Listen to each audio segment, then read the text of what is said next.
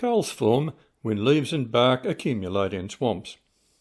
They are smelly places because the water is anaerobic, lacking the oxygen needed to make the vegetation decay completely to carbon dioxide. 4,000 years ago, this man was ritually killed and his body dumped in a swamp. Notice the body has not fully decayed. The next step in coal formation is the build-up in wet bogs of a spongy material called peat. In many parts of Ireland, Scotland and northern England, this was the only form of fuel available to heat homes in winter. It was cut into strips, made into piles and dried in the sun. Then it was burned in the fireplaces. In July 2018, the NASA Earth Observatory revealed that Europe and the British Isles were in a devastating heatwave. Fires broke out on Saddleworth Moor as temperature records were broken. The fire ignited the peat and could be seen by satellite. It took a lot of time and scarce water for an army of British firefighters to extinguish it. Periodic burning of vegetation by farmers to clear land in Indonesian Borneo causes fires in the peat. This satellite photo shows the extent of the smog blanketing countries in the region. It is a similar story with the Amazon rainforest, where photosynthesis decreases carbon dioxide. Forest and peat fires increase it. Lepidodendrons are sometimes known as scale trees because of the funny shape of their bark. They were the first big trees and grew up to 30 metres high with a base of 2 metres. At the ends of the branches were small cones. These were the plants that form the coal seams of Britain, Europe, China, Mongolia and Pennsylvania in the USA during the upper part of the Carboniferous period. Australia at that time had Carboniferous plants, such as this Rhacopteris I collected north of Raymond Terrace. But for reasons of paleogeography, they did not form big forests or coal seams. Our coals did not form until the next period, the Permian. They are lower in sulphur than the Northern Hemisphere coals, and so are much sought after. The Industrial Revolution began in the villages of Britain around 1750 and made that country the major exporting power. The entrepreneurial industrialists seized control of the common land and built a steam engine-powered cotton mills in huge factories, as well as smoky chemical works and blast furnaces. The poor were put to work in unsafe factories. The population boomed. Air pollution was rife, and the River Thames became an open sewer, killing many with typhoid fever and cholera. To feed the furnaces, first trees and charcoal were burned. Then men and boys as young as 8 were sent down narrow shafts to cut coal in shifts of up to 12 hours, 6 days per week. Each worker had a helmet and candle. Steam engines powered the miners' cages that went underground and ventilated mine shafts so that they could go deeper. Baptismal records reveal that my great-great-grandfather, John Marsden, who was born around 1801, was a labourer in a colliery in Womble, Yorkshire. Like many mines, it leaked methane gas. Around noon on 17 February 1857, around 200 workers were eating their meals underground when the mine blew up, driving one of the cages straight out of the ground. Rescue was attempted, but there were few survivors. It was 6 months later that the last bodies were recovered. A horrified Queen Victoria and her husband donated money to the families. Soon after, her husband died, probably of typhoid, after a much resisted campaign to fix the city's sewage problem. My ancestor John was not killed. His son Francis was a miner, then a lead pipe manufacturer in Sheffield. My grandfather George repaired steam engines and emigrated to Australia when he found that his wife and son were infected with tuberculosis. She died and he had to remarry.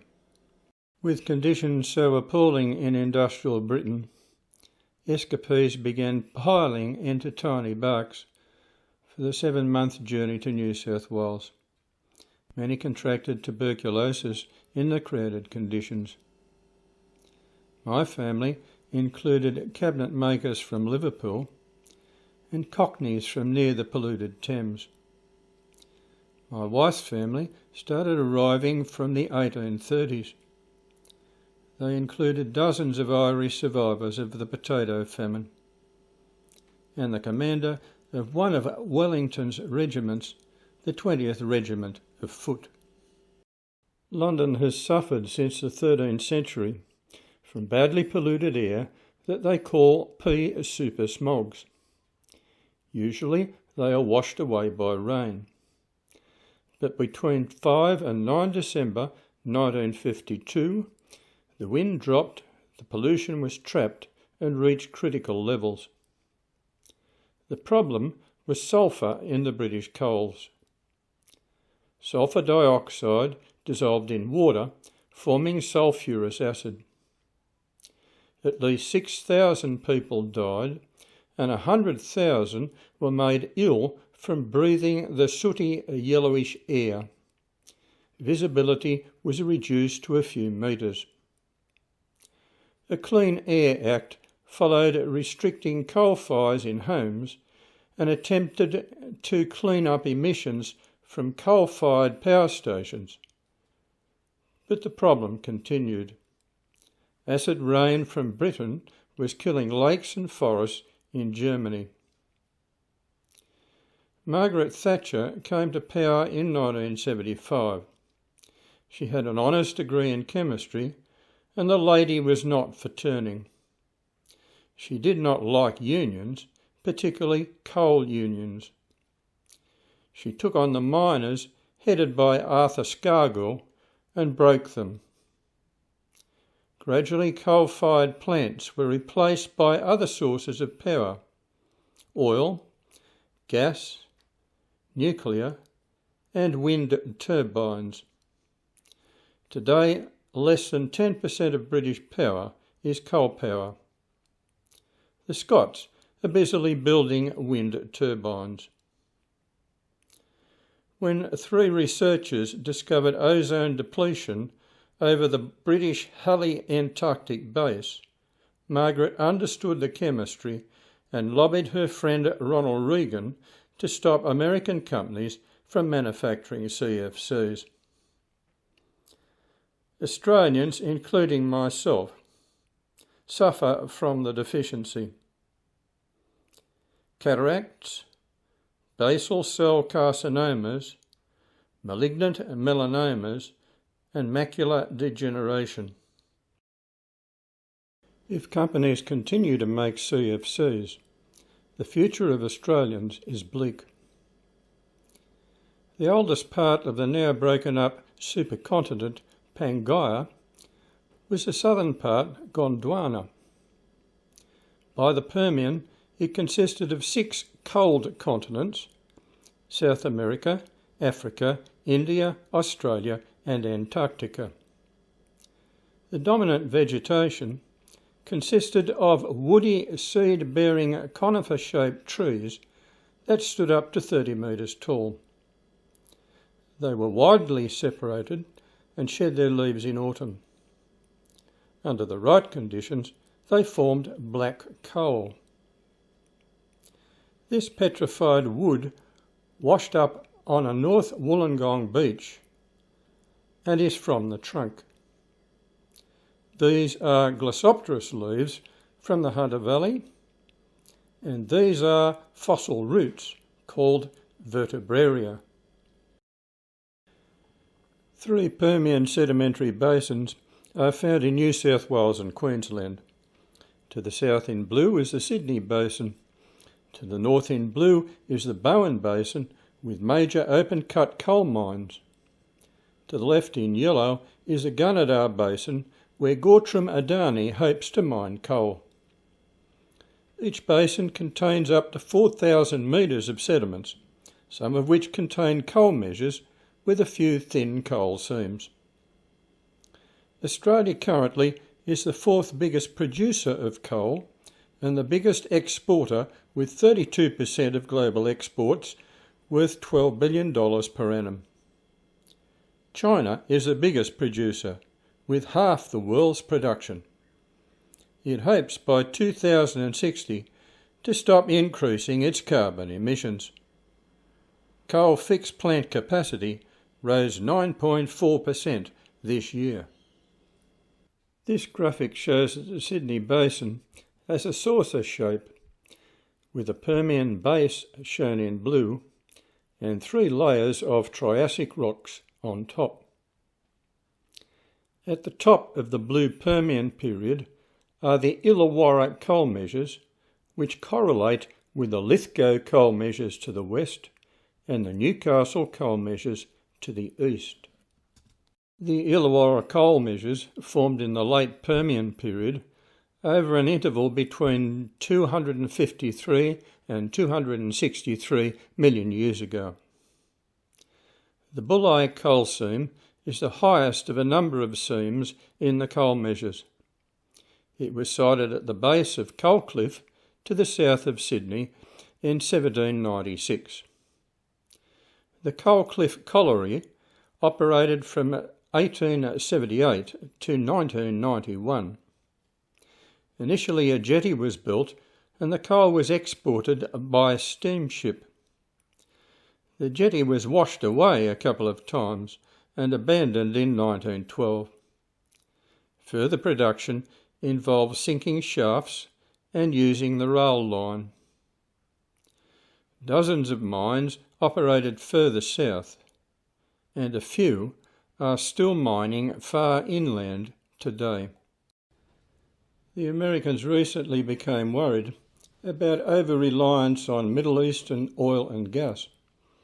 Under Obama, there has been exploration and exploitation of extensive oil shale reserves which can be cooked to produce kerosene and petroleum gases.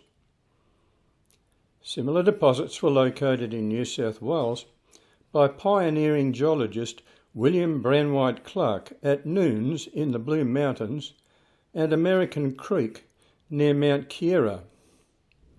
1 tonne of shale produced 50 gallons of crude. At that time, the competitor was whale oil. The pioneer kerosene works ran from 1865 to 1878. 4 continuous furnaces heated a nest of 5 retorts built into a wall. 2 shifts of 12 men worked 6 to 6, either day or night. It was shocking, fiery work, with kerosene fumes and raking out ashes by hand. 2 of them were my wife's ancestors, an elderly father and son from Ireland. The elder committed suicide, the younger died of prostate cancer. A decade later, the Bulli mine nearby was having problems with fatalities and methane gas. It blew up in 1887, killing 81 miners. The Mount Kembla mine, operating near America Creek, blew up in 1902, killing 96 men and boys. Newcastle is the second most populated city in New South Wales and is the largest coal exporting harbour in the world. In 1797, Lieutenant John Shortland was the first European to explore the area. He named the Hunter River after the colonial governor and reported on coal seams in Nobby's headland. This drawing by surveyor Sir Thomas Mitchell in 1828 shows two coal seams, the Victoria Tunnel seam and the Nobby seam at sea level, separated by a layer of hard glassy volcanic tuff. Under the unforgiving lash of the disfigured Major James Morisset, they were mined using convict labour. Many died creating a breakwall out to the island. This attracted sand, forming Nobby's beach. I lived at Islington and learnt to swim and surf the local beaches. A number of coal seams in the Newcastle coal measures can be observed in the headlands between Nobby's and Redhead. The seams are only a few feet thick and are mixed with claystones, shales, sandstones and conglomerates. Here we see a petrified tree stump. Coal miners from Wales and tin miners from Cornwall came seeking a better life. The geology was complex, the rocks being broken by the still active Hunter Muckay thrust-fault system. They toiled in dangerous underground mine shafts. Now we have huge open-cut coal pits surrounding Singleton, owned and operated by overseas multinationals. In the 1790s, Scotsman William Murdock developed the technology of extracting a flammable gas from coal that could be used in homes and street lighting.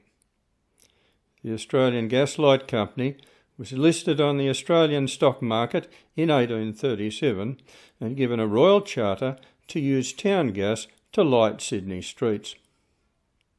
Little coal carrying ships travel from Newcastle to gasworks in places such as Mortlake on the Parramatta River and Millers Point that delivered gas to an expanding network of Sydney homes. Similar gasworks were established all over Australia. In gasworks, coal was heated in the absence of air to produce a solid coke, plus a number of liquids including coal tar and cloudy ammonia, which were removed and sold, plus the vital town gas. Town gas contained hydrogen, poisonous carbon monoxide and methane. Its main use was in gas water heaters, gas stoves and even Bunsen burners in schools. Gasworks were smelly because they emitted sulphur chemicals. The gas was stored above water in a gasometer tank. This should be safe, but one accidentally exploded at Kingsgrove in 1956, nearly blasting a passenger aircraft out of the sky and burning 5 people too seriously. AGL converted from town gas to natural gas in 1976, following the opening of the Sydney to Moomba methane gas pipeline. The old gasworks became derelict and the new gas was much safer. As our black coals are rapidly being mined out, the nation's remaining coal resources are in the form of brown coal or lignite. These have a lower percentage of carbon, low ash, high moisture content and formed in the Cenozoic period between 10 and 40 million years ago. They are found mostly in Victoria. They are unsuitable for export and are used to generate power. There are sufficient reserves for over 500 years. General John Monash led 5 Australian divisions as they saved the Allies from a German victory and broke the German army in 1918. but at a great cost in blood and suffering for the youth of our nation. In 1920, the brilliant engineer headed the Victorian State Electricity Commission and opened coal mines and stage 1 of the Hazelwood Power Station to power the electrification of the rail network. Today, the geriatric Loy Yang A and B generators struggle to keep running, as well as the Yallourn Power Station. The Hazelwood Power Station was forced to close in 2017. It was described as one of the least efficient and polluting plants in the world. Those forced to breathe its smog breathe in a variety of lung-destroying and carcinogenic chemicals. The nearby coal mine caught fire in February 2014 and burned for a full month. Eventually, nearby residents were forced to leave. In 1896, Swedish Nobel Prize winner Svante Arrhenius was the first to calculate that human-induced carbon dioxide emissions could cause global warming via a greenhouse effect. The NASA Earth Observatory uses satellites to photograph the surface of the Earth. Starting in 1960, it sampled the mid-tropospheric air 3 kilometres above sea level on the flanks of the Mauna Loa volcano. The carbon dioxide level has increased by 1/3 during my lifetime and is increasing exponentially. The Arctic tundra in Canada and Russia is melting, forming ponds such as these photographed in Canada. This is releasing huge quantities of the more dangerous greenhouse gas, methane. Mauna Loa records show an alarming increase in methane emissions starting in 2007. Scientists make predictions. If they are fulfilled, the theory holds. They predicted that a warming northern hemisphere should melt Arctic sea ice. The lower NASA graphic shows the ice in 1980 and the higher graphic shows it in 2012. In the summer of 2018, America and Canada experienced devastating wildfires that in California destroyed thousands of homes and caused 250,000 people to be evacuated. Now in winter, the spinning clouds over the North Pole, full of evaporated water, sent freezing moist air down over Canada and the USA. Record temperatures below -40 degrees Celsius killed people caught outside or in vehicles. In Britain the story was much the same, with a record heat wave being followed by the beast from the east, dumping lots of snow which closed schools and highways. In Australia, the climate has turned violent. A present record heat wave and drought, Tasmanian wildfires, dust storms behind wildfires in Queensland and at Hillston in the west, hailstorms the size of cricket balls, flash flooding in towns and cities, and devastating flooding in Queensland. Climate change is causing suffering all around the world. Many countries experience smog similar to that drove my forebears to emigrate. We desperately need to empower our scientists to find ways to survive the growing environmental nightmare. At the moment, this is not happening. Please use your vote to remove those placing obstacles in their way. At the moment, there is a chronic underemployment. It should be easy to raise an army to heal our fragile continent.